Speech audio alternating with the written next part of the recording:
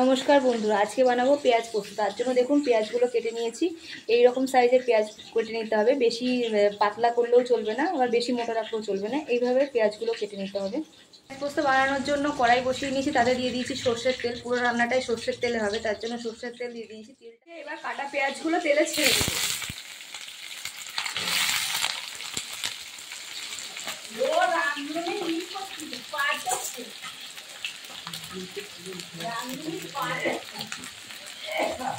পেঁয়াজগুলোকে medium to high ফ্লেমে রেখে ভেজে নেব। একটু লাল লাল হলে এর মধ্যে এবার এই পোস্তগুলো মিক্সিতে আমি বেটে নেব।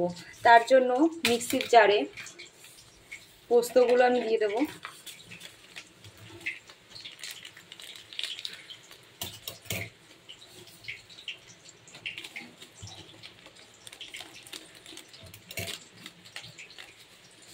যে যেরকম পরিমাণের বানাবে সে সেভাবে পোস্তটা ব্যবহার করবে। এর মধ্যে দিয়ে দেবো আমি কাঁচা লঙ্কা। আপনারা আপনাদের স্বাদ মতো ঝাল ব্যবহার করবেন। আমরা একটু ঝাল বেশি খাই, তার জন্য লঙ্কা একটু বেশিই দিলাম। আর এর মধ্যে আমি লবণ দিয়ে দেবো পোস্তটার সাথে। কারণ হচ্ছে গিয়ে পেঁয়াজটা ভাজার সময় লবণ দেওয়া যাবে না, তাহলে ওটা একদম নেতিয়ে যাবে। পেঁয়াজটা বেটে নিয়েছি, এবার এটা ঢেলে দেবো। এইবার টমেটোগুলোকে কেটে নেব পেঁয়াজে দেওয়ার জন্য। তো বেশি পাতলা পাতলা করব না, এইভাবেই রেখে টমেটোগুলোকে কেটে নেব।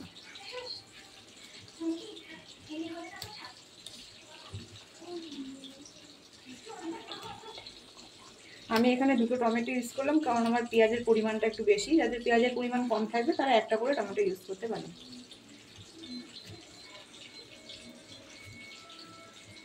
এইভাবে টমেটোগুলোকে কেটে নেব। পেঁয়াজটা একটু ভাজা ভাজা হয়ে গেলেই টমেটোগুলো দিয়ে দেবো। এবার টমেটোগুলো দিয়ে দিচ্ছি।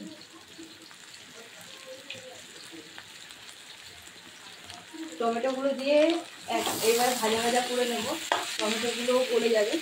তারপরে দিয়ে দেবো পোস্তটা।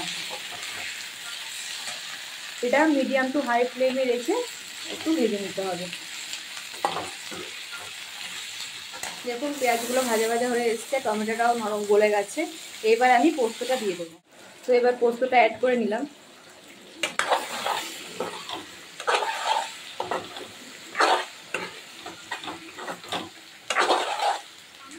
সামান্য একটু জল দিয়ে দেবো মিক্সি জারটা ধুয়ে।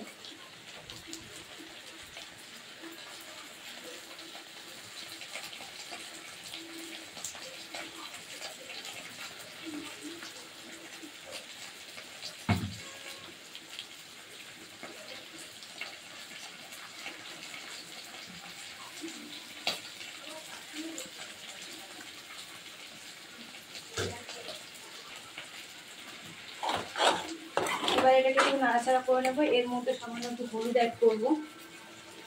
লবণ আমি আগেই দিয়ে দিয়েছি, ওই জন্য লবণ দেবো না।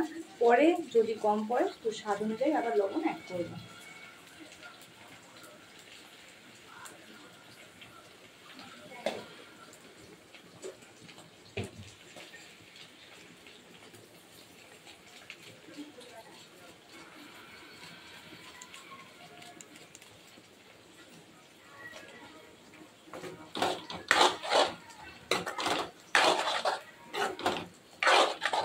এটা খুবই সাধারণ একটা রেসিপি।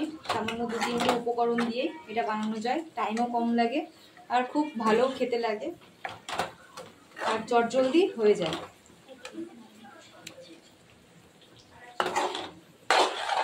আপনারা একবার এই রেসিপিটা করে দেখবেন। দেখুন পেঁয়াজ পোস্তটা হয়ে এসছে, তেলটা কেমন ছেড়ে দিয়েছে। তো এইবার আর একটু নাড়াচাড়া করে নামিয়ে নেব। হয়ে এসছে পোস্ত, পেঁয়াজ পোস্ত। এবার নামিয়ে নিলাম।